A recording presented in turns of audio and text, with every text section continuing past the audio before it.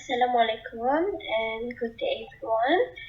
So for this week we will learn a new chapter, which is chapter 3, water and its properties.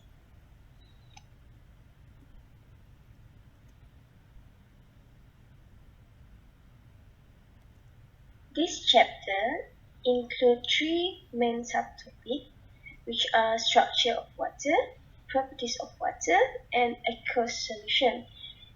However, for week 5, we will only cover structure of water, in which it includes chemical bonds of water molecules and hydrophilic and hydrophobic characteristics of molecules. And last but not least, we will also cover the subtopic of properties of water, in which we will learn 2 properties of water, which are cohesive and adhesive, and also high specific heat capacity. At the end of this chapter, I hope all of you be able to identify what are the chemical bonds of water molecules and also determines the structure and the properties of water. So class, what is water? As we all know, water is the most important molecules that supports our life, as the water is actually the biological medium on Earth, and it can exist in liquid form, solid form, and also in gaseous form. And at room temperature, the color of the water is nearly colorless, meaning to say they have no color but with a bit hint of blue. And it feels tasteless and also odorless, no smell at all. And water is also the common substance can be found naturally in common states of matter, as I mentioned earlier, and it essentials for life on Earth. And all of living organisms, including us, more need water, more than other substances. And most of the cells surrounded by water, which is about 70 up to 95% water content in our body.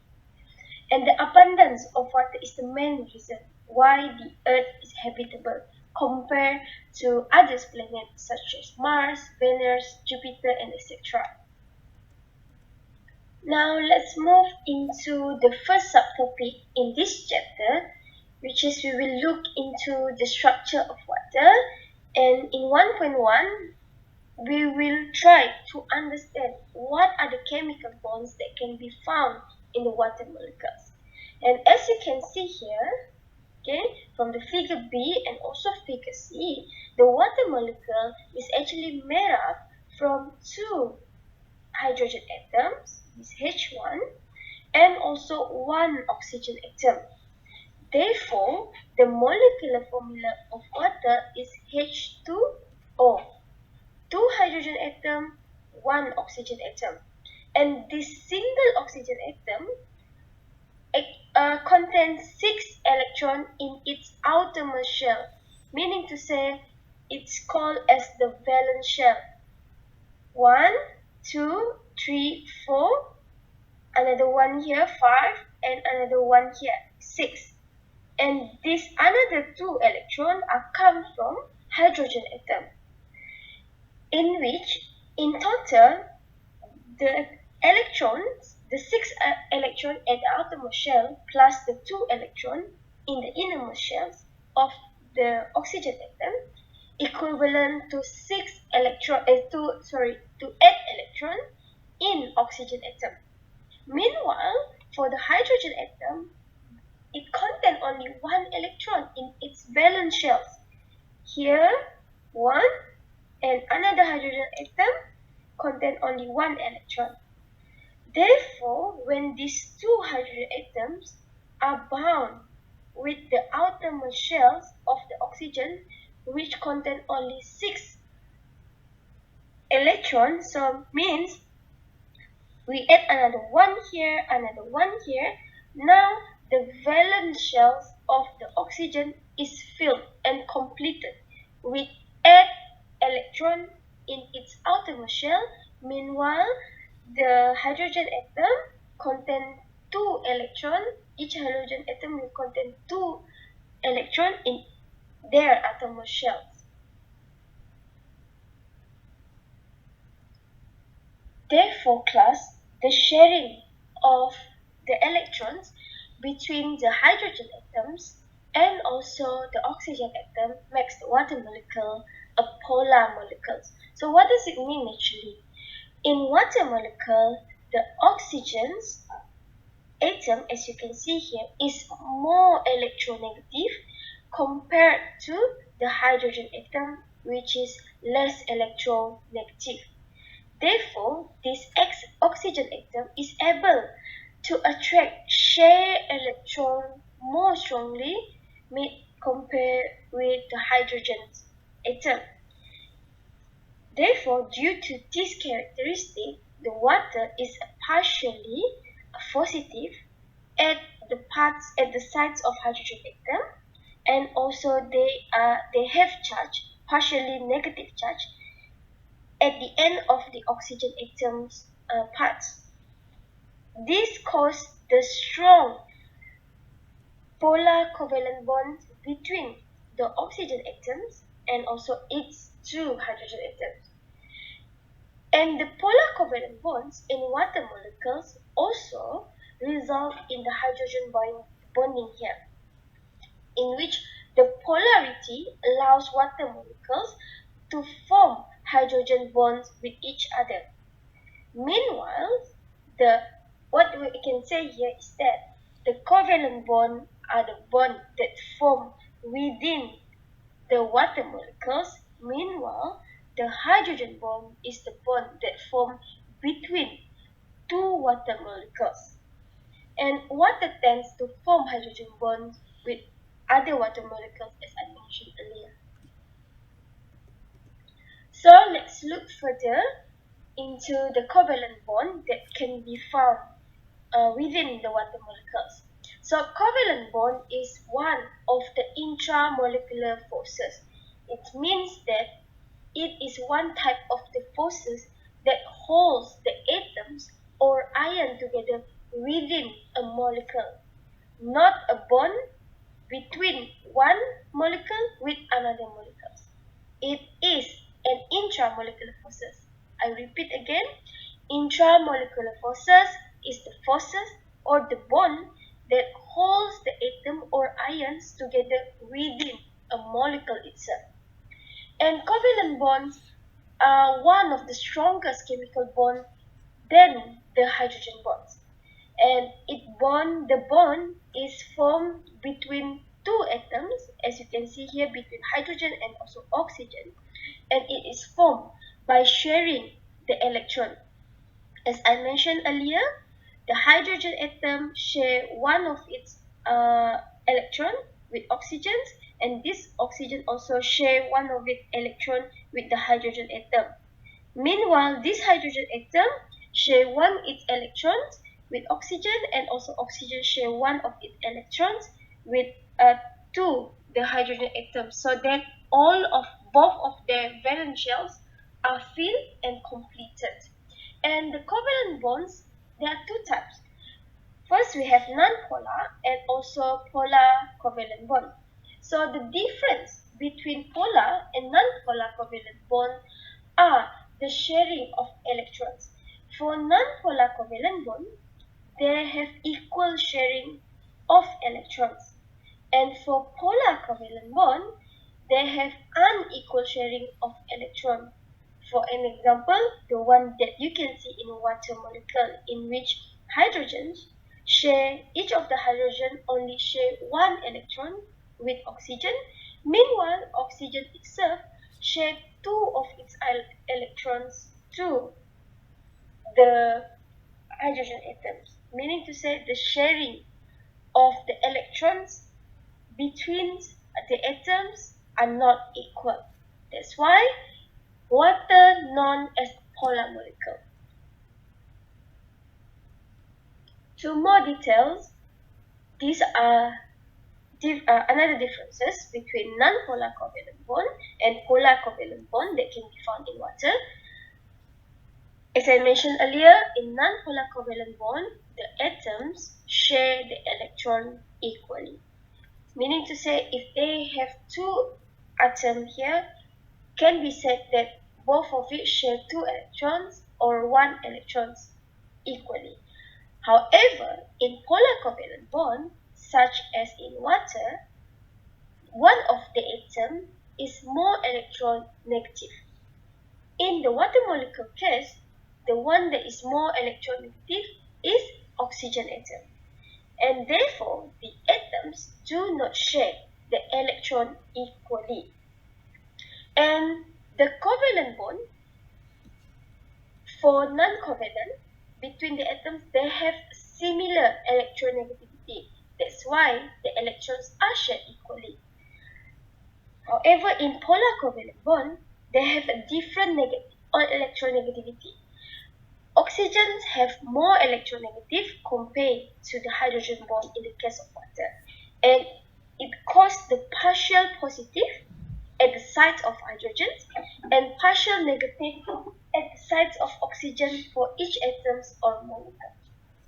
So, example here is in the case of water molecules, in which the hydrogen atom is bonded more electronegative atoms such as oxygen atom, and the electron of the bond are not shared equally. So the atoms is actually in a molecule, they attract electron to a varying degrees, meaning to say at a different strength. And what is actually this electronegativity means? So electronegative is referred to the atom's attractions for the electron in a covalent bond. If the atom can attract more electron, meaning to say that atoms are more electronegative. So the more electronegative an atom, the more strongly it will pull the electron of others atom towards itself. Meanwhile, for hydrogen bond is one of the intermolecular forces. It does not the same with covalent bond. If covalent bond, they are intramolecular forces, meanwhile hydrogen bond is the intermolecular forces. It means that it is the forces or the bonding that holds two molecules together. And as you can see in the water molecule case here, this is one water molecule, another one water molecule, and these two water molecules hold each other by hydrogen bond. That's why it is one of we call as the intermolecular forces. And this hydrogen bond is actually a weak chemical interactions than the intramolecular forces, such as the covalent bond. Meaning to say that the bond within the molecules is actually stronger compared to the bond between two molecules. So hydrogen bond is actually the bonding between one hydrogen atom to another molecules or another atom that are highly or more electronegative compared to hydrogen bond, such as fluorine, nitrogen, and also oxygen in the case of water molecules. So example here, the bonding between the hydrogen atoms, white in color, and also with one of the water molecules at the oxygen atoms here. Now let's move into the second subtopic under structure of water, which is hydrophilic and also hydrophobic. So hydrophobic is actually referred to the properties of molecules or particles that scare of water. And the blue circle here actually indicates water that does not bind or dissolve in these other molecules. Okay. Meanwhile, hydrophilic is actually characteristic of molecules or particles that love water. And as you can see here, this is a water molecule, and this yellow color is referred to another particles or another molecules that can mix with a water molecules. Now let's look further into hydrophobic and hydrophilic properties. So for hydrophilics, the molecules or substances that dissolve readily in water, or they can dissolve in the water. These actually words come from the Greek words. The hydro is referred to water, the philic is referred to loving. These molecules love water, and normally this molecule composed of iron or polar molecules. Iron such as the sodium chloride. Let's look into the example here. Sodium chloride is a molecule that consists of a positive charge sodium and also negative charge chloride. So when we dissolve NaCl or sodium chloride inside the water, what will happen is that the water molecules, okay, the negative sides of water molecule, which is the oxygen atom, they will attract to the positive charge of sodium ion. Meanwhile, the positively charged of a hydrogen atom of water molecule will attract to the negative charge of the chloride ion in the in the sodium chloride. So therefore, by time this sodium and chloride will split from each other because they are attracted to the water molecules, as the water molecules have charges too, and by time it will all dissolve in the water solutions. And that characteristic is actually vice versa with hydrophobic characteristic, in which the molecules that have the hydrophobic characteristic, they do not love water. They hate water so much. That's why they cannot dissolve in water, insoluble in water, and also repel water. And as I mentioned earlier, what hydro is referred to water. Meanwhile, for this one, phobic is referred to fearing. Okay, they don't like water, so they cannot dissolve in water. And usually, this type of molecules are non-polar molecules. Non-polar molecules is the molecules that share the electron equally. Okay, within the molecules. For an example, we have the hydrocarbons molecules that they contain many carbon and also hydrogen atom, in which these two atoms share the electron equally. That's why they are non-polar. And also, other than that, we have lipid molecules, and such as the vitamin A, D, E, and K that does not dissolve in water easily.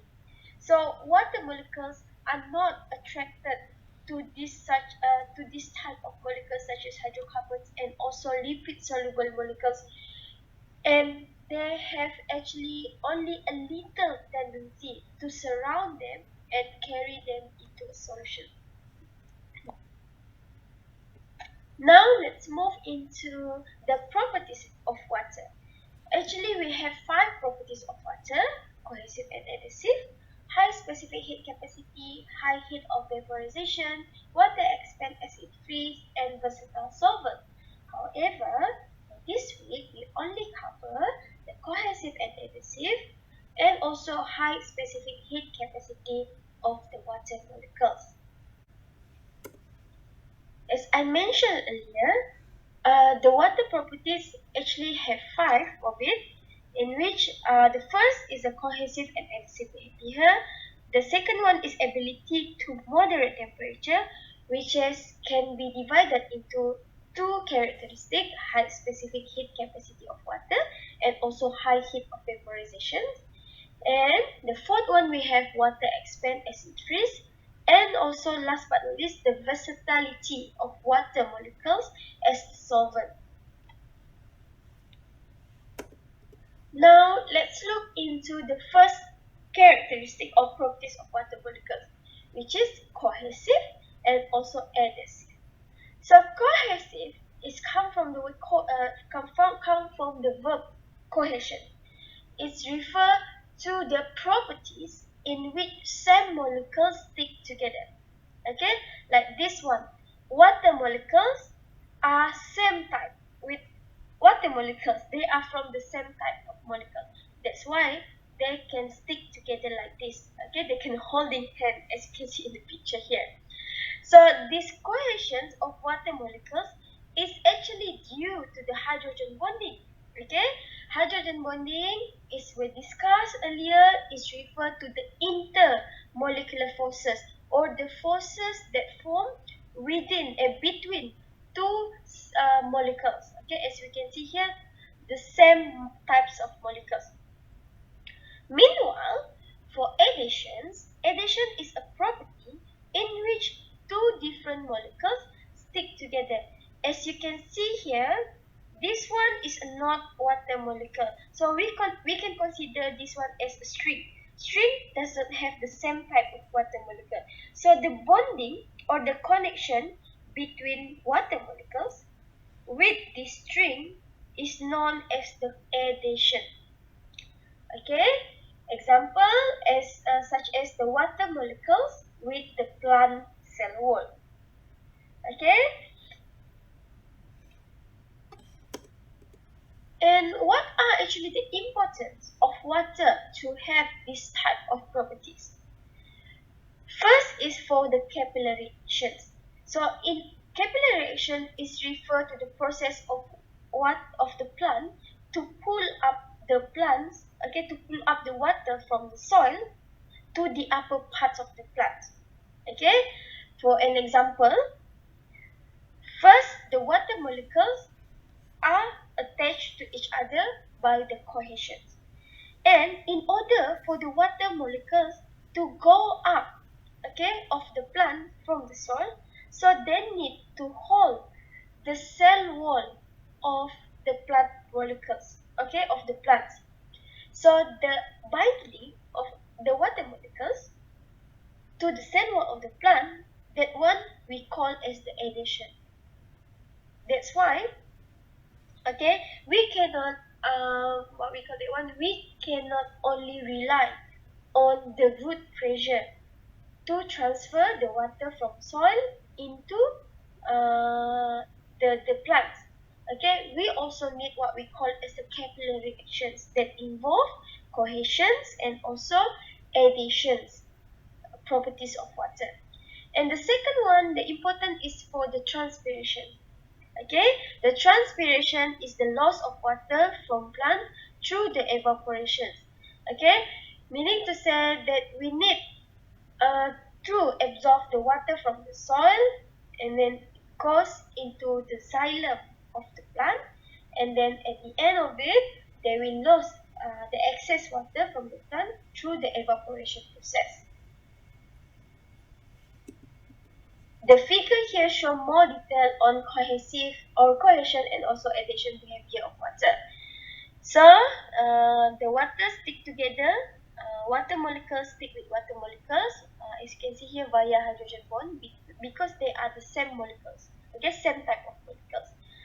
Okay, meanwhile the adhesion, the water is actually will stick into the cell wall of the plants also via hydrogen bond, and this one will help the process of capillary actions and also the transpirations of water. Okay, they can absorb the water from the soil by the root pressure, and then they will transfer the water into the upper parts of the plant by capillary actions, and at the end they will lose the water molecules, okay, through the process of transpirations of water. And this another figure here also shows the characteristic of cohesive and adhesive behavior of water. So as you can see here, the water drops is beating, okay, at the bottom of the pipe, and they are trying to fall into to the ground. This is due to the gravity of the earth because the gravity pull, okay, the molecules or the particles to the ground. And the property of adhesion in this feature is that the water beads or the water drops is actually counteracting the gravity. By how? By binding into the leaf here. So the binding between the leaf and also these water drops is known as the adhesions. Okay, it helps for the the dew or the water drop to counteracting the gravity forces. Okay, it helps. The adhesion helps for the water to stick into the leaf. Okay, to prevent it falling from the leaf. Meanwhile, the cohesion behavior we can see from this water drop actually, in which this water drop consists of a lot of water molecules that are stick together. That's why they form a drop like this.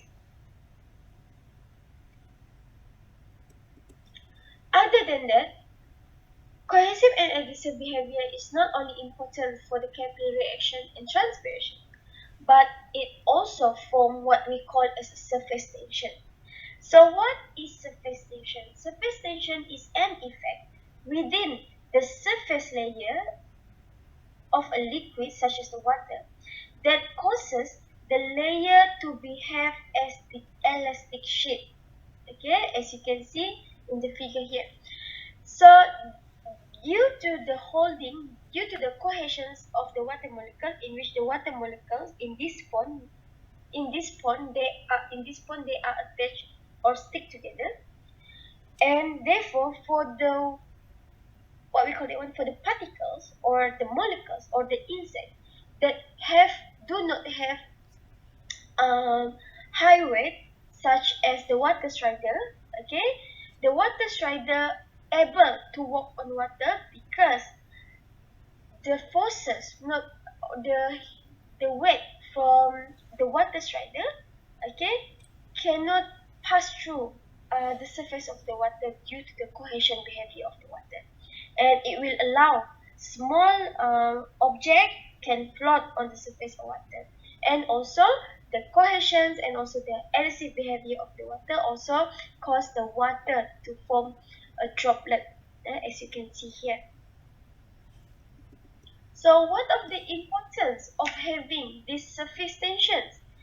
The first important, as we can see from the example earlier, is that it can help, okay, for the small insect to walk on the water surface, as you can see here. As the small insects, such as this water strider, they can walk on the water because their weight is not enough, okay, is not heavy enough to penetrate the surface of the water due to the surface tensions of this water. And next is that for the formations of the dewdrops, okay, so as you can see here, the shape of the dewdrops forming shape like this, okay, is actually caused by um, the cohesion and adhesive behavior, and that cause the surface tensions to happen. Okay, the surface tension give the spherical shapes to the water drops here, and also beading on a wax scar. As we all know, wax is one of the molecules, example of the hydrophobic molecules.